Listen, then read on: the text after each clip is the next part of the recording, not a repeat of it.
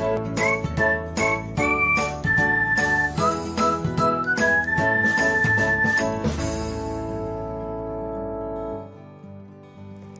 everyone, welcome back to another episode of Technologyglance. In this video, I'm going to guide you through how you can check mark your to-do list on Pinterest. So, let's get started. Watch till the end and don't forget to subscribe to Technologyglance by hitting the subscribe button and press the bell icon so that you'll never miss another update. Without further ado, let's get started. First of all, open the Pinterest app on your device. Now, tap on your profile icon. After that, open any of your Pinterest board. Now, tap on Notes and then open your to-do list.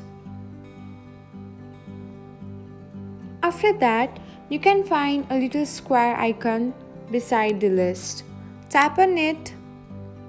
And that's it. This is how you can select or tick mark your to-do list on Pinterest.